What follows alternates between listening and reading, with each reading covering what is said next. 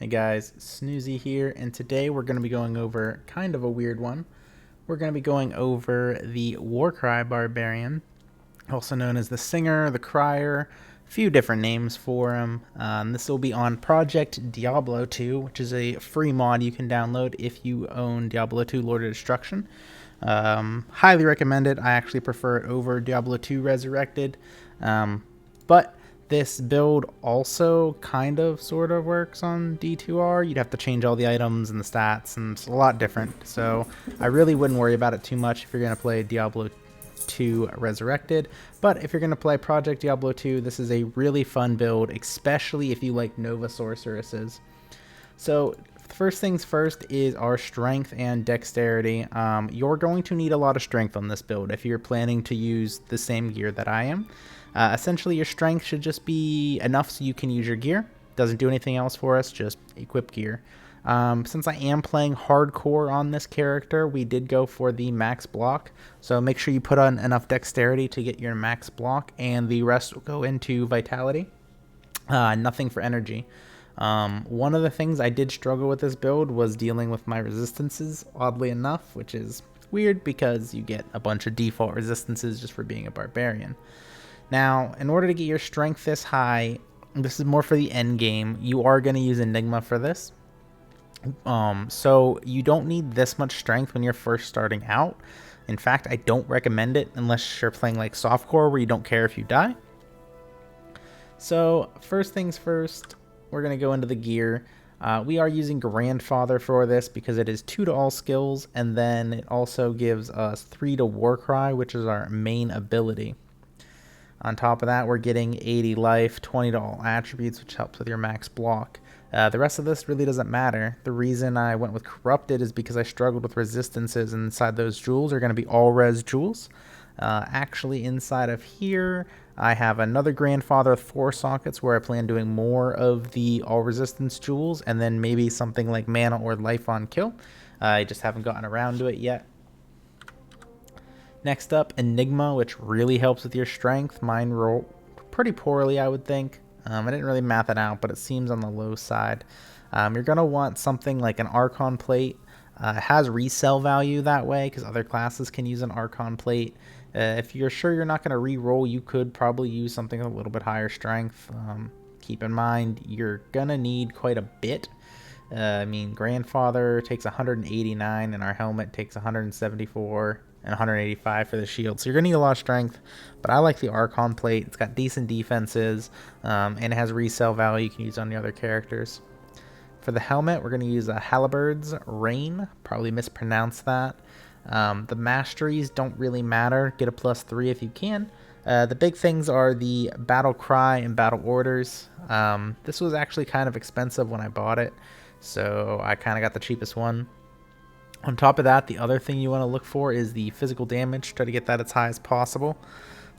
This is socketed with a life after kill gem with, I believe, cold resistance and strength, I think was the other stats on that jewel. Your life after each kill is really nice to have on this character, as that's going to be your sustain since you can't leech.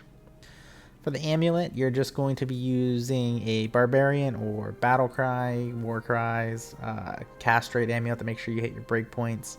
Went with more resistances on here because I had problems with resistances. Tabek's Glory Shield is going to be what we're going to be using since we're using high cast rate and we need block rate. But Shale in there for the faster block, that way we can hit a little bit more of our faster block breakpoints. And on top of that, we need more resistance, thus we use the beautiful Perfect Diamond.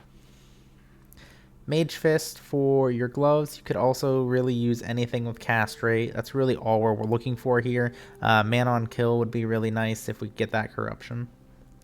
Ravenfrost with faster cast rate. Realistically, you could just use a cast rate ring here and then get Cannot Be Frozen somewhere else, like putting a Cham in your helmet. But this was a cheaper alternative. I think I picked this up for like a Gaul or something. So it was a lot cheaper than a Cham, so I just went with this option. This is more of a placeholder. I would recommend a castrate ring and then maybe chamming this or your shield or something. Arachnid's Mesh, again, we need castrate, and the 1 to all skills is really nice. For our other ring, you're going to be looking for castrate, and I like the strength since we need a bunch of it. Resistance and physical damage taken reduction. Corruption was a nice little slam there. Boots, silk weaves, had a nice little maximum lightning resistance slam on them, but the mana after kill is what we're looking for. You could change these boots out if you need something else. I used just potions a lot, and I would just sit there and spam potions. And I use like Tri-Res, Run Walk, Magic Find boots, or really whatever. And the one thing I want to note here is this is end game gear. There's a lot more that you can do. We'll go into a little bit later about how I leveled it and what gear I used. On your switch, nothing special, just +3 to war cries. That way you can get your battle orders up. We'll go to Frigid. So as you can see, with everything up, we're at 2.8k life with 17,603 armor or defense, 75% chance to block rate. And keep in mind that's also giving us +3 skills to everybody, all that battle orders to mercenary. It's pretty nice. The mercenary is going to be using a Reaper's Toll for the amplified damage since we are doing physical damage. And Dario's Visage for the attack speed to help hit some breakpoints. Treachery for some more breakpoints. Try to get a ethereal base with some defense. There's a lot of different ways you can build your mercenary. This just is working, so I'm not super worried about it. There are a lot better setups you can do. Laying of Hands, again, for the increased attack speed and the % damage to demons. String of Ears for a little bit more life leech and some physical damage reduction. And Rite of Passage boots just for the cannot be frozen. And he's not fire capped at level 91. But also we didn't put a Ral in here. We had some lightning resistances, so we put an Ort instead. So depending on, the gear that you're doing, just make sure you're trying to get your resistances capped as close as possible. The most common setup is a Ral inside of your Andariel's Visage to offset that minus fire resistance. Another really nice thing is if you can get a fire resistance jewel with some other stats, like increase attack speed or something, you could put that in here. As far as the charms, we're just using Warcry skillers the whole way across. Torch for resistances, life, skills. Annie, same as everything. Don't break the bank really on your Annies and torches. I really don't find them too useful. There's a lot of other stuff you can upgrade.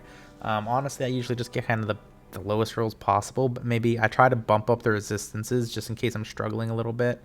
These are just going to be life resistances, a little bit of magic find in here. Really, it's just whatever you need to cap your resistances, and then life, magic find, stuff like that can really help as well. For the skills, we have nothing in your combat skills. Now, if you are leveling, you're not going to have Enigma. I highly recommend Leap, and you can just spam it and use it as a pseudo teleport. Can't go over walls, but you can jump down the River of Fire in Act 4. Still really useful. And does a little knockback, which is kind of nice, which really sets you up for your Warcry and Battlecry combo. So generally you want to, jump in and then use your Battlecry, and that's going to reduce their defense and their physical damage resistance. The minus defense doesn't matter because we're a caster, so it doesn't do anything for us, but that physical damage resistance minus is really, really nice. On top of that amplify damage, I think that amp was like minus 50 or something. I don't remember the exact numbers, look it up, but it's going to be like minus 88 physical damage resistance or something ridiculous. So look up the numbers. You can figure that out yourself. I don't remember it off the top of my head. Warcry is the main damage skill here, and it's topping out at 6.9 thousand damage. And if you look through the synergies, there's a bunch. On top of that, we have Shout, which is not maxed. This is where I'm putting the remainder of my points. There's a lot of different ways to build this, so read your synergies and read your shouts and see what you want. Shout is really nice for that extra defense, just a lower chance of getting hit. We did max the Battlecry, by the way, for that minus physical damage reduction. It's also, Battlecry is 15% damage per level compared to 12% of everything else, and Howl is 15% damage, but not very useful in my opinion. Battle Command is really nice. This will give 3 skills when completely maxed out with our gear, and keep in mind that's to everybody in the party that's getting these. So, your sorceresses or classes that scale with plus levels are really going to like having you around. Battle Orders is a huge boon to everybody. It's 725 life and 362 mana. It goes to everybody on the party, including mercenaries and summons. It's really nice. Honestly, in hardcore, I maxed Warcry first and then battle orders for that safely, and then battle command to be a little bit more supporty. Early on, this class kind of does struggle leveling if you're going to level Warcries the whole way through. Definitely a party beast, though. If you're leveling in a party, everybody's going to love you. And then really the order of operation was Warcry, battle orders, battle command, battle cry, and then I'm going shout because I'm playing hardcore. Probably not necessary. Howl's probably a better option. And really, if you're gonna go softcore, I'd probably do Warcry, then battle cry, then maybe battle command, and then battle orders, and then probably howl. So really, it just depends on how you want to break it up. Find item, that way you can hork.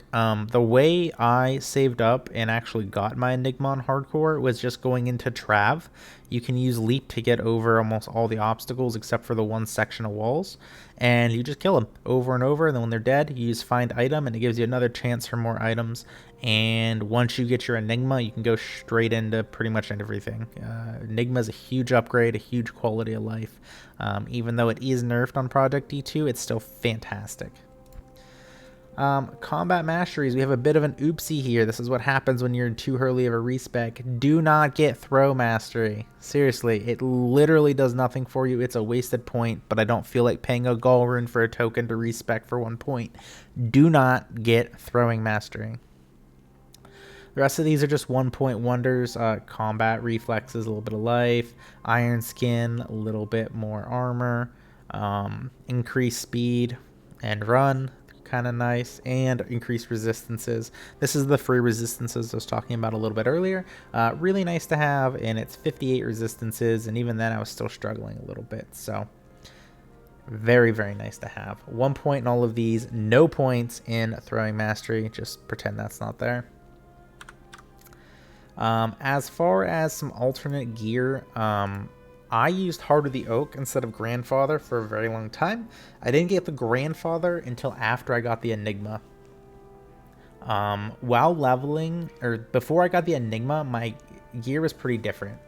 I don't have one in my stash, but it's a Queulhagen's, Q-U-E space H-A-G-A-N or something like that. You can get it with +2 skills. That's what I was using before, and I think I ummed it because I was having some resistance problems. Here I did a Heart of the Oak for that +3 skills and the resistances. It only really takes a Vex. It's pretty cheap to do. For the helmet, I actually used Immortal Kings because it gives you 2 to Warcry and some base Magic Find. 2 Perfect Topaz in there for a little bit more Magic Find. And for our shield, Lidless Wall is what I was using before I could wear this super heavy shield.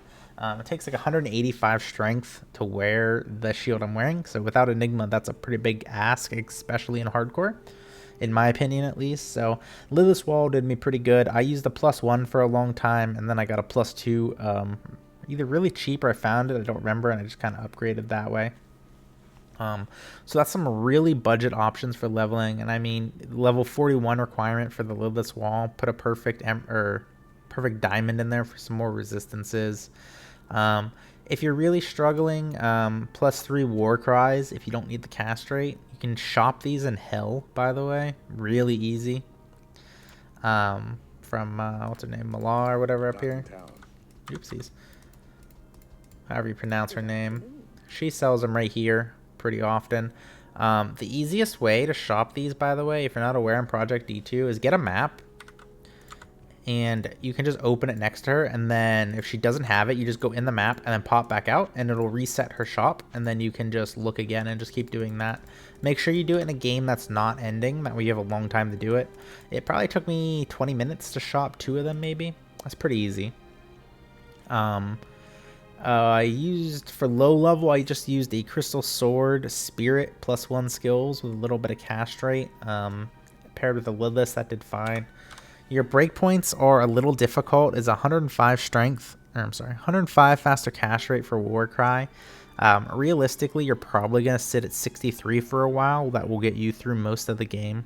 I don't think I was hitting the 105 until I got the Hodo. So just 63 should be good. If you can get that 105, get that 105, but it can be a little bit difficult. My faster hit recovery is far too low. Try to hit this 48 breakpoint. You're going to do that with small charms or Warcry's faster hit recovery.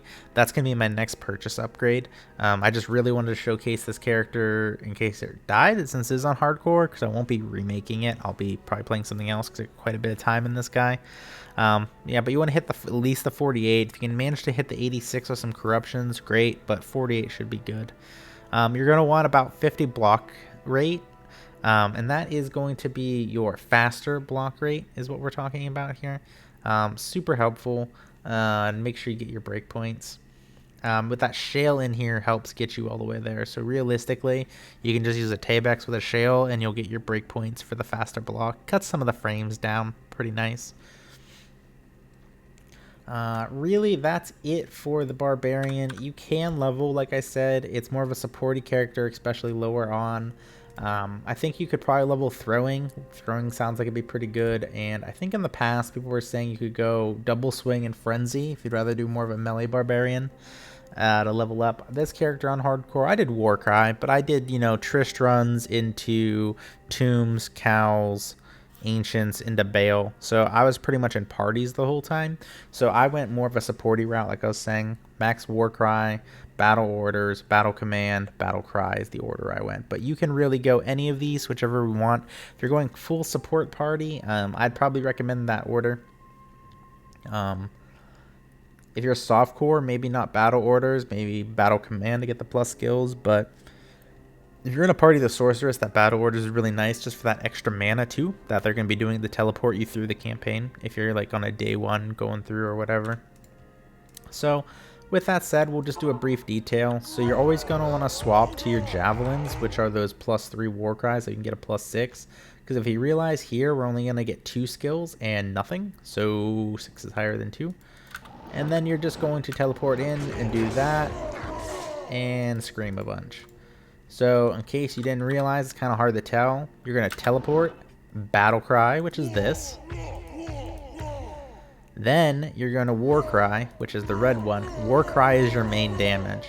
One of the other things you want to make sure you're doing is you are going to want to do Battle Command as your first shout. That way you get those plus skills. That'll give you a bigger shout and a bigger Battle Orders. Super helpful. But yeah, this is really it. You can pretty much do all of this with Leap. It would be a little bit slower though. So keep that in mind. But like I said, you can do Trav, which we can actually show you real quick. That'd be a nice little place to show you. So you can leap. You can't leap through this wall. You'd have to come out here, but you can leap all of this. And you can't leap the wall to the left. I'll show you once it's a little bit safer here. There you go. And that's it. And then this wall here, you can't leap through this, but you can leap up and down of these. And then once you kill them, you just do your find item on all the corpses and see if you get anything to pop up. Nope. So I think I was averaging with leap before Enigma 45 seconds in hell to loot once I was semi-geared up with Heart of the Oak, Cool Hagen's, Immortal King's Helm, and Lidless. About 45-second runs, including horking and picking up items. I didn't really pick up stuff to sell, so if you're going to pick up and sell, you know, add some more time, but you can hammer through them, and it's relatively safe. You absolutely need good resistances to do it safe on hardcore, because one of the council members can have the Conviction aura, which will lower all your resistances, and those Hydras really can hurt. So you'll want to be careful on that. Yeah, that's the Warcry Barbarian in a nutshell. I hope you guys enjoyed it. If you have any questions, ask in the comments. I try to get back to all of the comments, but I'm pretty bad at it, so you might have to give me a couple of days, but I do try to get back to you guys. So that's it for now. I hope you guys enjoyed the Warcry Barbarian. Toodles.